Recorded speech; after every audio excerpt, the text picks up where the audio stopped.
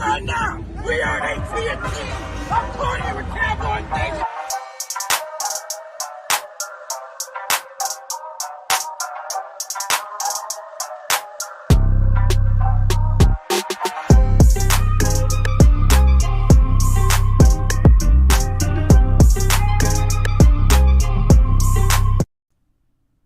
What is up? Welcome to another edition of Tag Nation. It's your boy Mike Tag along with Jimmy D. We're going to be getting into some stuff, but before we get started, I just want to remind you, you got to subscribe. You got to like, share. We're on Instagram, YouTube, TikTok, Facebook.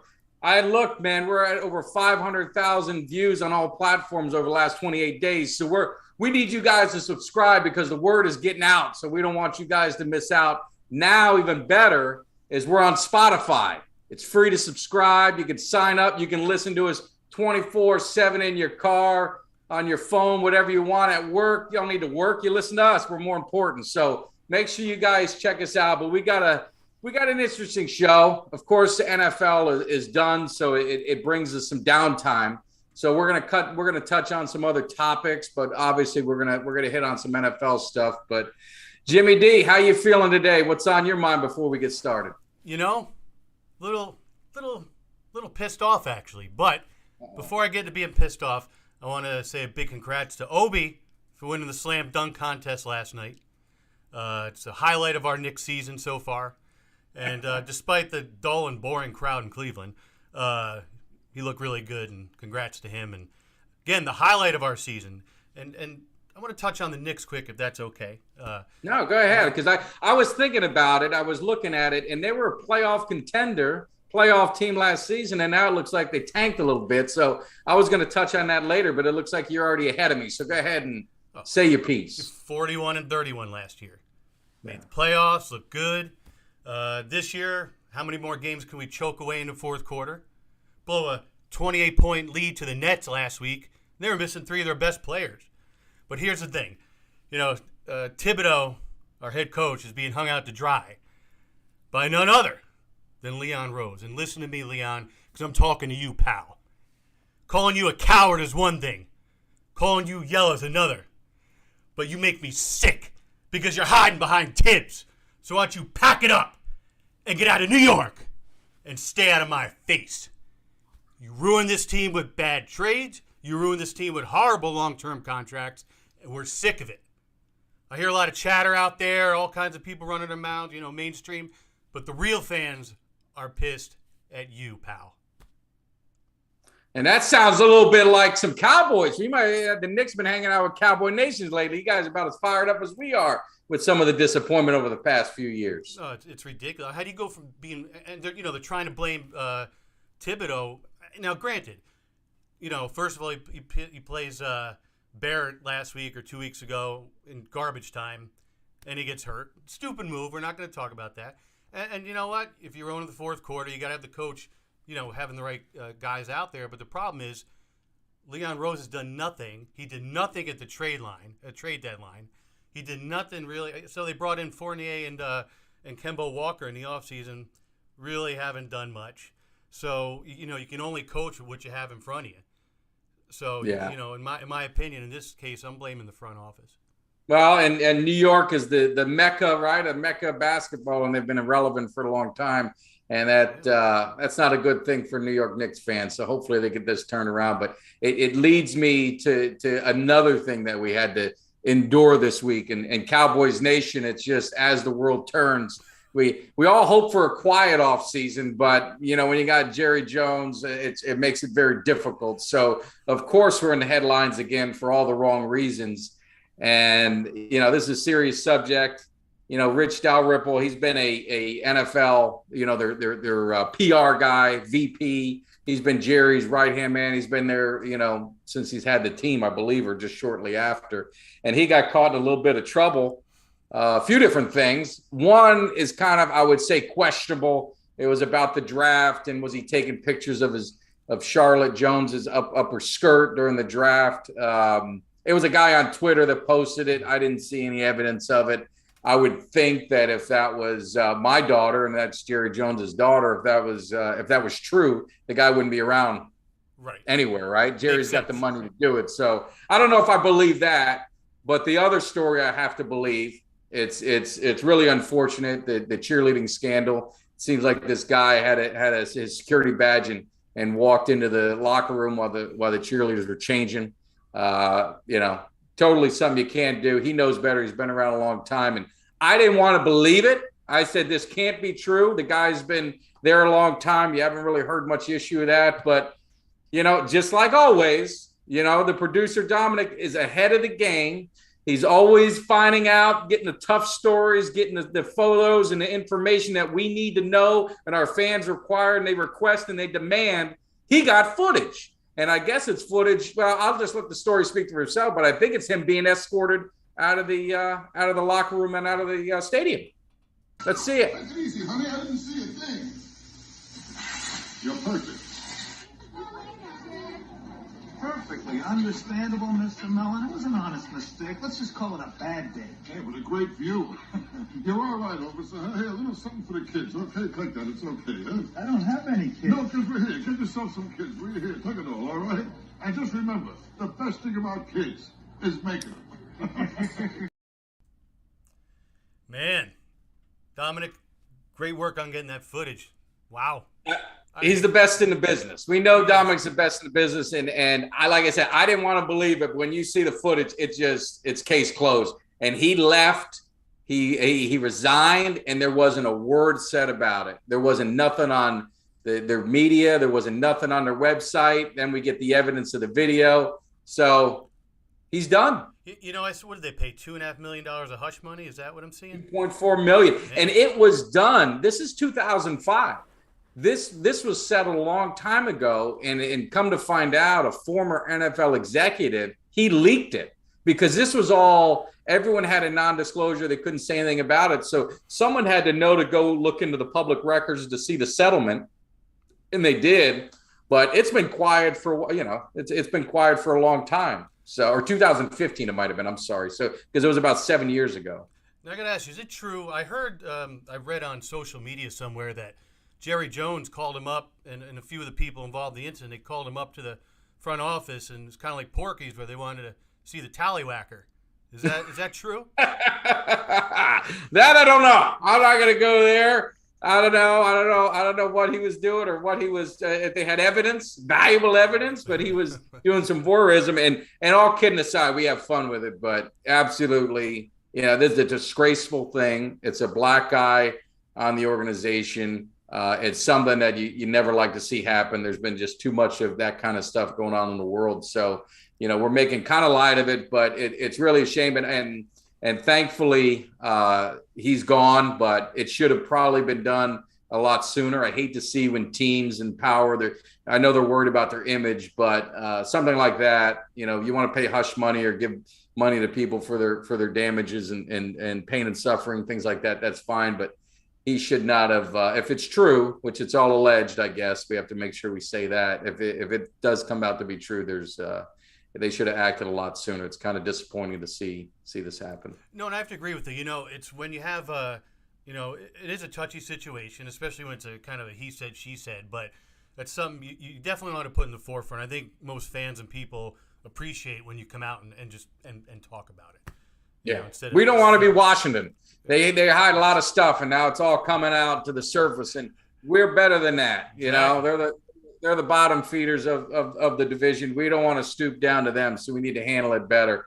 And so hopefully it's behind us. But again, it's just another distraction. It's another out in the forefront. We end the season. Now the NFL season's over, and what do you continually see? The Cowboys are in the news.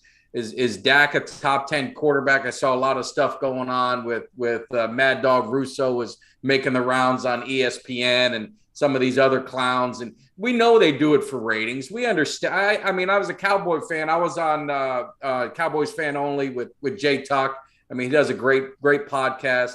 And we talked about the state of the Cowboys and what's going on. And we touched on those things. And it's being a Cowboys fan, you have to understand that we're always going to be in the news, good, bad, or indifferent, but they're going to put us in the news because that equals the ratings, and people love to hate us. And I think that's another reason why people love to hate us. Yeah, you know what, Mad Dog Russo, he's a New York cast-off. We didn't like him when he was here, so look at, I'm not shilling for the Cowboys, but yeah, you don't listen to Russo. He said that Kirk Cousins is better than he'd take Kirk Cousins over Dak Prescott. I mean, the guy, once you say stupid things like that, you want to talk about Mahomes, you want to take Rodgers, you want to take all the, some of these other guys. I can't argue that. I mean, I think Dak's a top 10. I think he's probably in that 7 to 9 range, depending on I think once you get past 4, you can make an argument for flip-flopping guys here and there. So I don't really get into the whole ranking thing. I want to get into winning. And that's all I really care about. And that's all I want the team to care about. And the media is going to let them,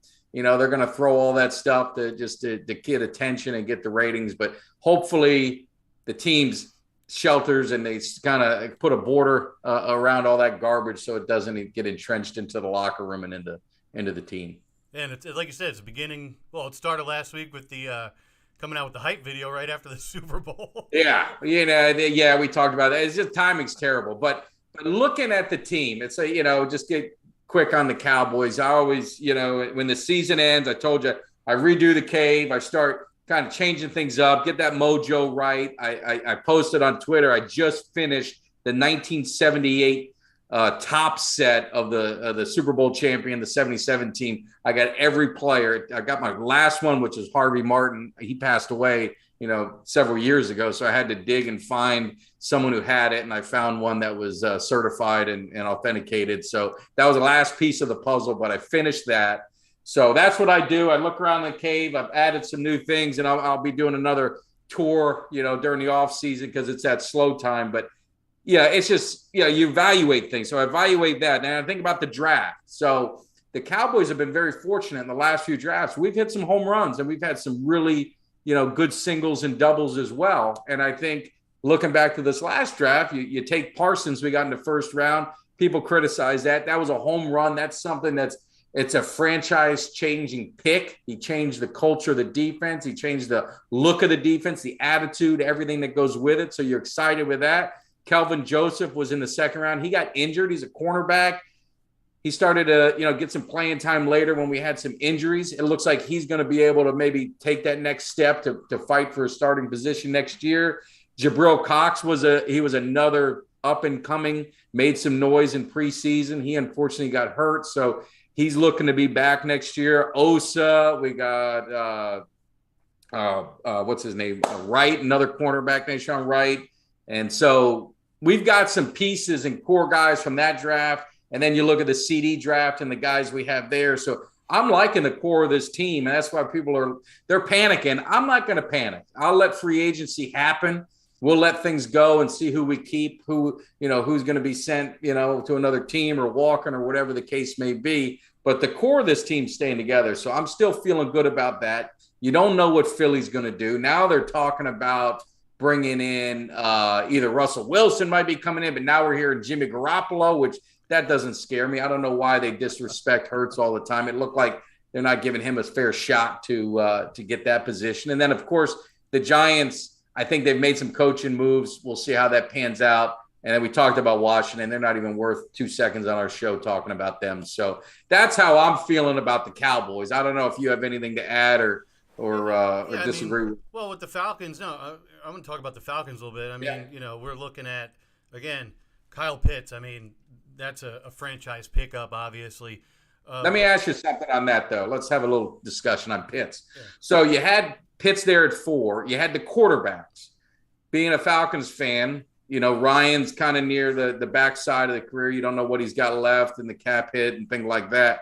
Were you thinking were you wanting them to take Fields, or were you wanting them to take a quarterback, or were you happy? Typically, you don't see tight ends going that high, but he was a game-changing tight end. I mean, he's not like your normal tight end. So were you happy with the pick, or were you thinking quarterback? No, I was happy with the pick. And, again, before the season, I'm looking at Pitts and Ridley. Like, wow. And Pitts did fine on his own even after Ridley went out in after the eighth week. So I think here's our issue. What's going to happen with Ridley, because that dictates where our draft is going to go, right? We need to shore up the offensive line. I see people talking about, getting getting an outside linebacker. I said, look, my main concern right now is the offensive line, because if Ryan has a little bit more time, he's gonna be all right. And the second thing is, there's the issue. Do we need another wide receiver? Do we need to pick one up in the draft? And hey, I don't know. I don't watch much college football, so I don't know who's who. I just know what position we're looking at, and at the end of the day, that's where we stand right now. Well, receivers are always deep in the draft. And I think if you look at this draft, it's not a top-loaded talent draft where, like some years past. I think it's a lot of mid-tier, solid NFL guys. I don't know if you're going to have the superstars because that's always driven by the quarterbacks. So I don't know if you have that, but I think it's a deep draft to fill some needs with solid players. And I think, to your point, for the Falcons, if they can probably get a nice receiver in the second round, probably even one in the third round if they waited. Where they're at, they're probably going to be able to get an offensive lineman, a high caliber instant starter lineman at where they're in the top 10, right? Yes. Oh yeah. Yeah. You know what it is too, and I just want to win. I want to win. I want to win this year, and it's wide open. And here's why: Carolina, the Saints, Tampa Bay, they're all upside down right now. Whether it's cap issues, whether it's coaches, Brady leaving, it's a wide open division. And we get into the playoffs, and it's all you need. You get a veteran like Matt Ryan, we can go deep. And that's what I'm looking at. Ryan's got 3 seasons left in him. In my opinion, 3 solid seasons, as long as he gets a little bit more protection. And they got to protect him because he can't move around. I mean, he's past that time. Now, do you remember, because I'm sorry, because I jumped on and I should have wrote it down. Who did the Falcons just release? Defensive guy. Do you recall? Did you happen to catch it? It was a couple days ago. We released. I don't remember us releasing anybody this week. It was Fowler. I thought he was on the Falcons. The defense, because they were talking about maybe the Cowboys looking at him. We'll check on it next week. Yeah.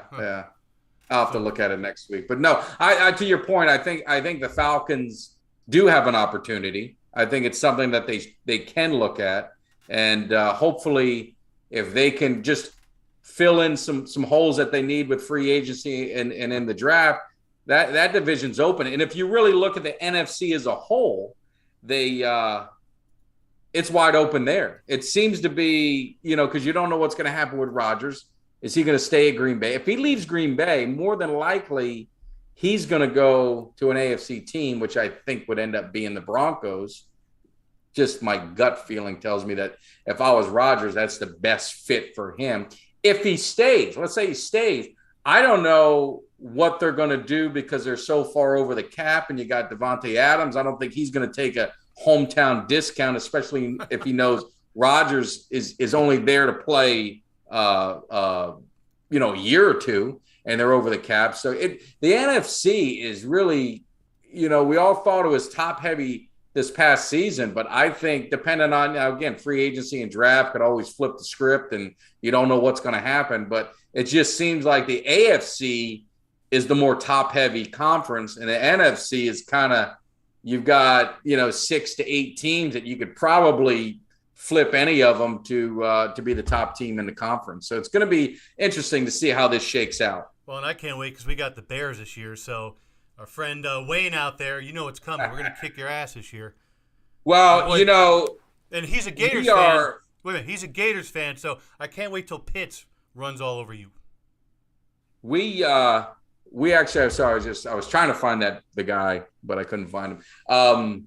We're got the Bears game in Dallas this year. So speaking of Wayne, I'm going to announce it on the show is we are going to have a kneel match, old school kneel match at the stadium, and it'll be done at the end of the game. And we're going to do it right in front of the stadium over by that Miller Lighthouse. And it's time for me to get some payback because I haven't been able to recapture my loss and make sure it gets done for me. So this will be my opportunity. So we're going to have a gang of people out there. So, Jimmy D, if the schedule works out, you definitely ought to think about making that trip because we'll probably be rolling 8 to 10 deep. And then hopefully all the Cowboy fans, if you make that trip to see that game, you definitely got to hook up. We got to hook up and maybe do some tailgating like we did last season for sure. You got to tell him Miller Lite's so cold. It's freezing off an Eskimo. And it was you're right, it was Dante Fowler. Dante Fowler. Yeah. Yeah. All right. So there. Thank you. So now, because I wanted to ask, did you have any thoughts on him? I didn't see a lot of Falcon games. I know him from previous. Do you think that's were you surprised by it, or was he a not contributor? No, I was surprised it happened so quickly, but no, I'm not surprised. I'm not surprised anymore what happens in the NFL. It moves, So. No. Well, they've already got him linked to Dallas because of the whole Quinn. You got Quinn being our defensive coordinator. So and that position is dependent on what happens with Gregory. You got Tank. Where we're going to be defensive. That defensive line and end position is going to be something that we'll probably be looking at. So, but anyway. Yeah. Well, let's get on to something that was, I don't know, you want to say it's laughable, but I think you and I talked about it and not too surprised, but the parade. So there's a lot been said and I don't know how anyone's surprised, but it seemed like there was a lack of attendance. I don't know if it was done during a work week and people had a hard time using that PTO to go celebrate. But one thing I'll promise you, and I'll say it right here, if the Cowboys, when it happens, and hopefully it's going to happen next year, when we get that 6th ring, you bet your ass I'll be on the Lear jet. I'll be taking off work, and I'll be flying to Dallas to be partying with Cowboys Nation. You better believe that. So no excuse for the lack of attendance that we had, unless you know something I don't. No, I was just say, well, first of all, I can tell you there was no issues with social distancing at that parade. None whatsoever. I think what they did was for the confetti, they shredded 2 pieces of paper, and that's all they needed for the confetti with the crowd there. But I tell you one thing, and again, I got to give credit. Dom somehow got his hands on some video from they were trying to set up the security perimeter, to protect the players and all that stuff. And it was pretty interesting. Dom, put on that security footage from the Rams. Yes, sir. There's nobody around. I guess they're hiding.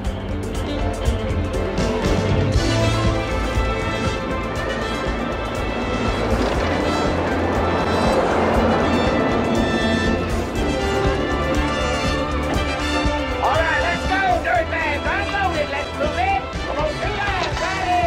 Come on, dummies. Let's go. Let's go.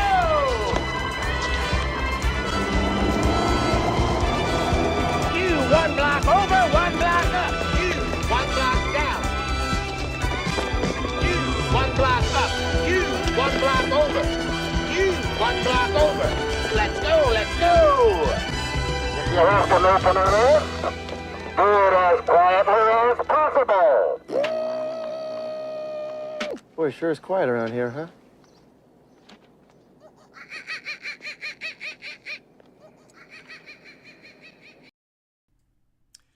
I'll tell you, if that doesn't say everything there needs to be said about the LA fans, what does? What did they say when they got? I thought I heard the police saying something. What did they say? No, they says, "Where's everybody at? Must all be asleep." I guess I don't know how they weren't surprised, but it goes to show why. I understand.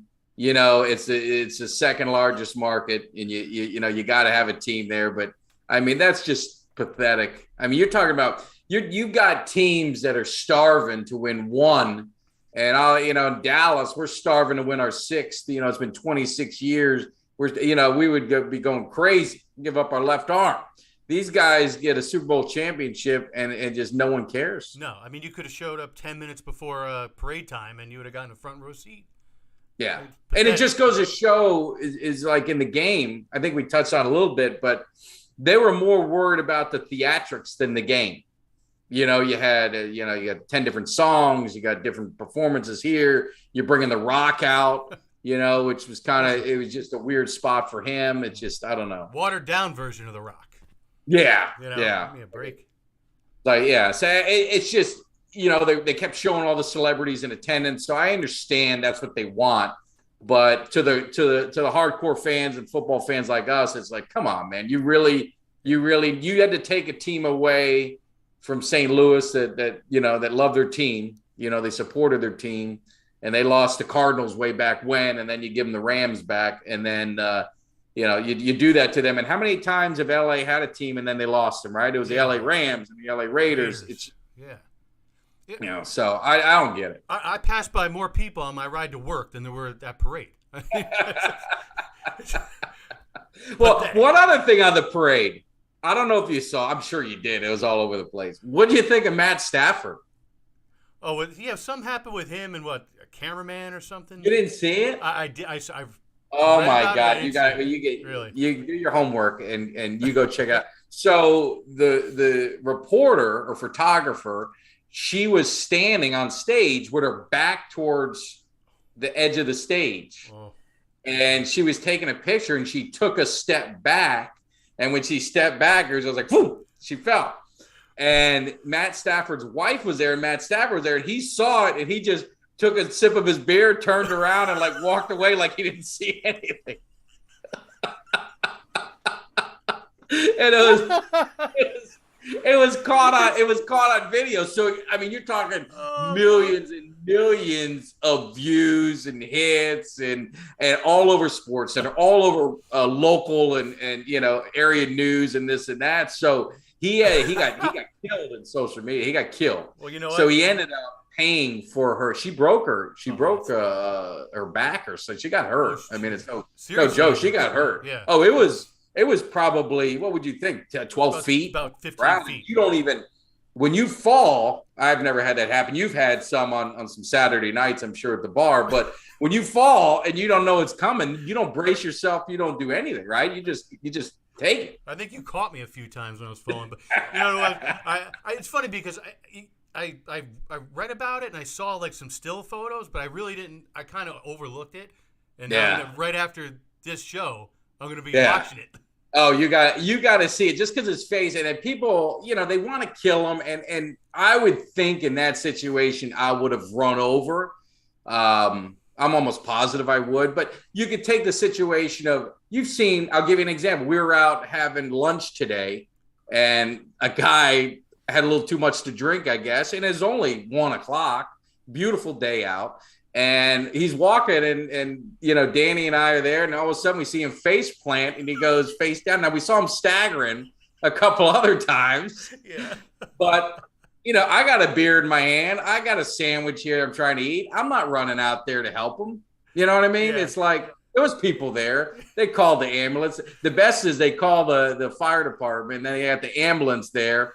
The guy's face down. They got the stretcher out. 2 seconds later, he gets up, doesn't want the stretcher, and he staggers into the bar to go get another drink. Making 4 Boilermakers. That's what he said. I was like, the funny thing, they have those ambulances that they're not part of the fire departments, like Sunstar or whatever. Yeah. I don't know if I'm sure the same company or whatever. So they're third party. So you got to pay for those. Like if I got in an auto accident and I had to go, I'd end up having to pay for the ambulance ride in that, in the ambulance up to the hospital. It cost me a bunch of money. So I'm thinking he probably thought that. It's like, no, I'm just drunk, man. I'm going to stagger in here and get another cold one, and then I'll figure it out later. Well, the funny part is, first of all, I can only imagine the look on yours and Danny's faces. In the intro, one of the Polaroids we have is you actually holding me up, preventing me from falling down. Yeah. Now, if it's my friend, I'll help you out, but I didn't know the guy. So I'm just saying, you're in those situations, you're not sure how you're going to react. He had some, Matt Stafford had some alcohol in him. They were having a good time. I want to cut him slack, but it looked bad. It looked really bad. His wife went over to help her, and it was kind of like it almost looked like he was telling her, handle this, and he walked away. Yeah. You stay here, I'm going back. Yeah. So I don't know. It made for an interesting parade. I mean, the other thing I'll say is Jesus, that Aaron Donald, man. I don't know how you can be as big, defensive tackle. He is absolutely a shredded dude. I would not. I think he got to fight in a bar one time and beat the hell out of someone. I thought it was last season, but that's one dude I would want no part of in a bar. He's walking in. He comes to me. I'm hightailing it out of there. Yes, sir. No, sir. That's when you got to flip your camera, your phone horizontally to see him. But he said he might retire. I'm hoping he does. I don't think he will. I think it was all just kind of just talk and obviously think he's got another contract in him, so he could be doing a little leveraging like that to try and get them to give him maybe a little extension or something. But yeah, it was an interesting parade. So it had all. They want theatrics in LA. They got it because they got a little bit of everything there. Well, yeah.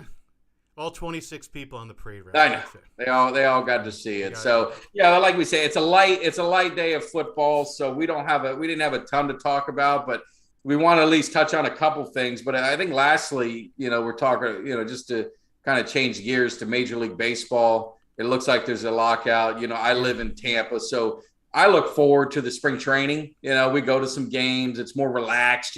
You could sit at the at the bar and you have some beer and you can watch the game and you're right on on top of everything. So we enjoy it, and it's disappointing that I think they're making a huge mistake. I think it's going to be trouble for Major League Baseball, and if they let it linger, I think it's something that they may not be able to recover from. And technically, they are in a lockout since early December. Right? Yeah. So they've already pushed spring training back a week. You can see where this is going. They had a big 15-minute meeting the other day. I mean, I'm sure they got a lot accomplished. So, yeah, I think that, it's been a while since they had their last work stoppage. But this is would be the fifth major work stoppage in the last 40 years. They had one every 8 years. Now, you take the NHL, for example. They had two within 7 years, and it took them a long time to recover to even get a national TV contract back.